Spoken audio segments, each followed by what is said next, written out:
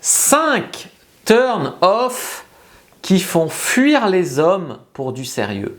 Bonjour à toutes, c'est Fabrice Julien, coach et auteur, notamment auteur du livre Le trouver, le rencontrer, le garder. Dans cette vidéo, je vais vous parler de 5 gros turn-off qui font fuir en fait les hommes qui veulent du sérieux. Ils veulent du sérieux, mais quand ils voient ça, ils vont chercher du sérieux ailleurs, ou en tout cas, ils ne s'engagent pas. Parce qu'un mec peut vouloir du sérieux, vous pouvez vouloir du sérieux, puis entre vous, ça ne matche pas pour du sérieux, c'est possible. On va voir en tout cas de votre côté 5 trucs que vous ne devez absolument pas faire si vous voulez que les hommes s'engagent de manière sérieuse avec vous. C'est parti. Mais avant de commencer, je vous offre un guide gratuit sur la séduction ainsi qu'une série de conseils gratuits eux aussi par email. Pour les recevoir, si vous êtes intéressé, c'est très simple.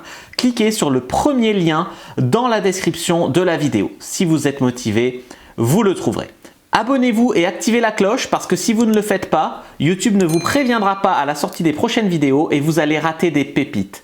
Mettez un like pour me faire savoir que vous pensez que cette vidéo est utile et pour que j'en fasse d'autres comme ça ou sur ce thème-là. Si vous pensez que ce contenu est utile, partagez-le en public ou en privé, je comprendrai. Vous pouvez aussi me laisser un commentaire, je les lis tous et j'y répondrai avec grand plaisir. En 1, et heureusement que je ne suis pas là que pour me faire des amis, parce que je ne suis pas là pour enfoncer des portes ouvertes ou pour flatter le vent de la société. Voilà. En 1, je suis désolé, mais la présentation physique, ça compte. Là, tout de suite, j'entends les femmes dire ouais, mais pour les hommes aussi, c'est pas la question. Bien sûr que pour les hommes aussi, ça compte. Mais je ne suis pas là pour te parler des hommes. Je suis là pour parler des femmes. Donc, je parle aux hommes sur ma chaîne pour hommes. Donc, la présentation physique, ça veut dire quoi? Ça ne veut pas dire que forcément les hommes veulent sortir qu'avec des mannequins. C'est pas la question du tout, d'accord? C'est pas ça la question. La question, c'est que même moi, je plaide coupable. J'ai déjà rencontré une fille qui était une artiste, qui était un peu... Elle était cool, elle était marrante, elle avait vraiment des beaux yeux bleus, mais traînait toujours en jogging, puait la transpiration. Elles s'en foutaient quoi de son look. Vraiment, elles s'en foutaient. Et je dois dire que même si c'était une jolie fille de base, elle faisait vraiment tellement pas attention à son apparence physique qu'il y a des moments où, bon, après moi je ne l'ai pas larguée pour ça. D'ailleurs, je ne sais même pas si on s'est largué, un jour, on a juste arrêté de se voir. Mais des fois, c'est vrai que quand on sortait ou quoi, bon, des fois, je me suis dit, tiens, je crois pas que je veux du sérieux avec elle, même si c'est vrai qu'on s'entend bien, tout ça, parce que c'est vrai que, tu vois, je ne suis pas là pour dire que la beauté intérieure est supérieure à tout le reste. Oui, ça compte, et elle avait des qualités intérieures et même extérieures, mais il y avait vraiment un minimum, il y avait vraiment un déficit de présentation qui faisait que, même si je l'aimais bien, passer du bon temps avec et que j'étais pas contre la voir, j'étais pas contre non plus une petite douche et qu'elle fasse des efforts pour se mettre une jolie robe quand on se voit, tu vois. Donc ça, c'est quand même un truc important. Je sais que tout le monde va me tomber dessus. Je suis là pour te dire la réalité, la vérité des choses. Si toi, c'est vrai qu'il y a deux manières de voir le monde. Il y a le monde parfait tel qu'il devrait être et critiquer tout ce qui n'est pas parfait. Et voilà, donc vivre dans un monde imaginaire en critiquant tout le reste. Ou il y a voir que le monde est imparfait, des fois dur, et essayer, en sachant comment le monde est vraiment, essayer de tirer son épingle du jeu là. Moi, je suis de cette école-là. Il y a le monde des bisounours aussi, et je comprends, c'est plus facile de vivre moins éveillé dans ce monde des bisounours. Mais voilà, c'est sûr que mes vidéos peuvent choquer de ce côté-là. En 2, il y a le risque de réputation. Donc le risque de réputation, je vais vous dire que ça n'a rien à voir avec ce que vous faites réellement. Il y a des filles vierges, je caricature, mais il y a des filles vierges qui ont une réputation d'allumeuses ou de putes. Et il y a des filles super chaudes, libertines, tout ça, qui finalement n'ont pas de réputation. Donc, au final, ça n'a rien à voir avec ce que vous faites vraiment. Ça a juste à voir avec déjà ce qu'on sait de vous et puis la réputation, tout ça. Donc, moi, je suis pour la liberté sexuelle des femmes. Donc, vous pouvez tout à fait, même si vous voulez aller en club libertin le samedi soir, il n'y a vraiment aucun souci. Par contre, quand vous rencontrez un homme pour du sérieux, ne lui dites pas oui, alors je me suis fait gangbanger hier par cette mec. Donc je caricature, mais c'est pareil. Moi, il y a une fille qui a repris contact avec moi il n'y a pas très longtemps, qui était une fille du lycée, au lycée. Donc au lycée, elle me trouvait trop moche, tout ça. Et puis elle est tombée sur une de mes vidéos, puis elle s'est rappelée de moi, j'étais sur Facebook, tout ça. Et au final, elle est mignonne. Et au lycée, c'était une des seules filles qui suçait, qui avait une vie sexuelle, qui sortait en boîte. Tu vois, on était en seconde, on était gamins. Et elle avait cette réputation, voilà, une des filles faciles du lycée, quoi. Je veux dire, il y a au moins 10 de mes potes qui sont passés dessus, comme on dit. Et je dis ça avec beaucoup de respect parce que c'est vrai que je la trouve bien, hein, il n'y a pas de problème. Moi aussi, j'ai fantasmé sur elle, il n'y a aucun problème. C'est juste qu'elle me trouvait trop moche à l'époque. Et aujourd'hui, elle revient vers moi, tout ça. Enfin, aujourd'hui, il y a quelques temps, faut être juste, pas aujourd'hui. Et du coup, moi j'étais ok pour coucher avec elle, mais pas pour plus.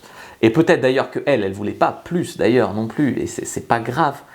Mais ce que je veux dire, c'est que s'il y a le risque de réputation, ça peut calmer les mecs pour du sérieux. Et c'est un risque qui est perçu, c'est pas un risque qui est réel, d'accord? Après, tout est, on va dire, tout est négociable. Parce que dans le sens où si tu as un mec qui a 60 ans et que tu te trouves une jeunette de 25 et que le prix à payer pour être avec une petite jeune, c'est que elle ait le droit de faire un peu sa pupute en boîte le soir, eh ben, tu peux dire oui. Tu vois ce que je veux dire? Tout est une question d'équilibre, d'harmonie, de ce que chacun apporte à la relation. Mais il est vrai que il y a des hommes libertins aussi, ça peut ne pas les déranger ou être un atout pour eux. Mais globalement, pour le mec moyen, 1, la présentation physique, 2, le risque de réputation, 3, le risque idéologique. Oui. Alors ça, bien sûr, c'est si vous êtes très polarisé dans une idéologie ou une autre, d'accord? Par exemple, moi j'ai eu une copine qui était bien, qui était jolie, qui gagnait beaucoup d'argent, enfin sa mère était riche en tout cas, qui est écrivaine, tout ça, j'en parle souvent, mais qui était dans l'idéologie féministe. On baisait bien, on s'amusait bien, on rigolait bien, on se plaisait, hein, voilà, tout ça, on jouissait bien. Mais chaque fois qu'il y avait un conflit idéologique, c'était compliqué. Et le pire, c'est que, le pire, je crois que c'est quand je lui ai fait voir le documentaire The Red Pill, qui est un documentaire qui parle un peu des difficultés des hommes dans la vie tous les jours. C'était tabou, les difficultés des hommes, puisque dans son idéologie à elle, il n'y a que les femmes qui sont emmerdés dans la rue, qui sont discriminés à l'embauche, qui ne gagnent pas autant d'argent, qui ci, qui ça, qui le reste, qui machin. Donc, femme égale victime dans son point de vue. Mais elle n'était pas du tout une victime, riche héritière, tout ce que tu veux. Mais bon, femme égale victime quand même pour elle. Et quand tu nies pas que les femmes ont des difficultés, mais tu amènes un bémol en montrant que pour les hommes, c'est pas facile non plus, oh là là, ça clashait à chaque fois. Et bien là, il y a un risque idéologique. C'est-à-dire qu'une femme qui est comme ça, il lui faut un homme déconstruit. Vous voyez ce que je veux dire? Une féministe extrémiste veut un homme déconstruit. Un homme déconstruit, il ne sait pas pourquoi il est déconstruit, mais il va vouloir une femme déconstruite aussi. C'est comme ça. Déconstruit, c'est ce qu'on me dit toujours dans les commentaires. Tu devrais te déconstruire un peu. Hein. Non, pourquoi? Je suis bien, ma vie est bien, je suis bien dans mes baskets. Je ne vois pas pourquoi je devrais me déconstruire. Je fais de mal à personne, au contraire. C'est ces idéologies-là qui déconstruisent. D'ailleurs, on m'a posé une question l'autre fois, c'était sur la chaîne pour hommes, hein, peu importe. Comment on reconnaît une idéologie par rapport à ce qui est une bonne idée? L'idéologie, c'est qu'elle se heurte au mur, mais elle reste quand même. Une idée, elle est là pour évoluer. Je sais pas moi, prenons l'idéologie féministe avec tout ce qui va avec. Prenons que les femmes sont discriminées à l'embauche et que les hommes, en fait, gagnent plus d'argent, par exemple. Pourquoi c'est une idéologie? Déjà parce que ce n'est pas prouvé. Il y a eu des études sur les salaires, et j'en ai déjà parlé sur cette chaîne, qui montrent à travail égal une certaine égalité salariale en vérité entre les hommes et les femmes. Donc ça, c'est un gros mythe en fait. Ça perdure par idéologie. Voyez. Donc ça, c'est un côté idéologique. Après, on va dire, les hommes, on va dire, ils ont plus facilement accès à l'emploi. Preuve, dans les postes importants, il y a plus d'hommes que de femmes. Du coup, on va mettre des quotas. D'accord. Donc ça veut dire que les femmes ont plus facilement accès du coup. Parce que du coup, ça ne veut pas dire qu'on va prendre chaque fois les personnes les plus compétentes, mais qu'on va prendre autant d'hommes que de femmes peu importe leurs compétences. Vous voyez ce que je veux dire? Peut-être que si on avait pris sans quota, il y aurait eu 6 hommes, 4 femmes. Là, il y aura 5 hommes, 5 femmes. Donc, il y aura une femme, la meilleure femme sera moins forte que le moins fort des hommes. Tu vois. Ou peut-être qu'au final, on aurait pris 7 femmes et 3 hommes. Mais ça, on ne le saura jamais avec les quotas. Donc, tout ça, c'est une idéologie. C'est quand même une vaste fumisterie. On a eu l'idéologie, par exemple, du vaccin Pfizer, qui est devenue une idéologie, qui s'est heurtée aux faits. C'est-à-dire que tout le monde était vacciné, 80-90% de la population, on avait 500 000 cas par jour. Et il parlait de mettre la vaccination obligatoire. Et Véran qui te dit les pays qui ont maintenu les restrictions, ils ont autant ou plus de cas que les pays qui les ont enlevés. Du coup, on va peut-être les enlever. En fait, ça veut dire que ça ne marche pas. Tu vois, donc, on est à une idéologie, mais aujourd'hui, je suis sûr que c'est encore tabou. Je suis sûr qu'aujourd'hui, malgré les faits, la science, ce qui a été démontré des anticorps facilitants, c'est-à-dire qu'aujourd'hui, on sait que les personnes 3 doses l'attrapent plus facilement dans les 15 premiers jours post-injection que les gens non vaccinés, ce qui est un contresens. Tout simplement parce que ce n'est pas un vaccin comme on en a l'habitude. Ce n'est pas un vaccin qui protège, c'est un vaccin que tu dois faire tous les 4 mois, il y a un souci. Mais on a tellement d'idéologie que tout ça, on ne le remet pas en cause, on le prend pour acquis. C'est ça l'idéologie, par rapport à une idée, une science, etc. Voilà. Donc là, j'ai vraiment parlé de ça. Donc le risque idéologique, il est là. Par exemple, si tu es anti-pass sanitaire, tu peux aller de pair avec un mec anti-pass sanitaire. Mais si tu es anti-pass sanitaire et que le mec, il est pro-pass, pro-restriction, pro-truc obligatoire, vous voyez bien qu'il y a un risque idéologique qui est énorme. Vous ne vous entendrez pas. Voilà. On peut aussi reconnaître l'idéologie dans ses contradictions, le fameux « faites comme je dis, pas comme je fais ». Par exemple, là j'étais sur un site qui s'appelle FetLife, qui est un site de rencontre que je testais, un site de rencontre pour les personnes qui cherchent des rencontres un peu fétichistes. Bon. Et là-dessus, il y a une fille, bon, moi j'ai mis, si je peux faire de la pub, j'ai mis dans ma description, j'ai mis ma chaîne YouTube, et du coup, elle commence à m'insulter, comme quoi je suis un monstre, comment ça j'ai couché avec autant de filles, et je m'en vante, et je suis un sale macho, et je suis ici, et en plus je parle que de performance, machin. J'ai fait une vidéo qui s'appelle « Comment être performant au lit » et dans laquelle je dis qu'il n'y a pas que la performance qui compte, mais qu'on ne peut pas non plus dire que la technique ne compte pas. Bon. Je me fais insulter, je me fais traiter « t'es un petit gros avec tes cheveux gras dégueulasses, machin ». Je me fais insulter physiquement, je me fais insulter parce que je parle de sexe. Tandis que si tu prends une coach qui parle de sexe ou qui raconte qu'elle couche avec des garçons, en plus la fille est sur un site de fétichisme et elle était là en mode vegan, LGBTQ+, IA, prône l'inclusivité, la tolérance, le respect, machin. Mais sauf pour moi apparemment, parce que moi on a le droit de m'insulter, de me dire je ferais mieux de me suicider.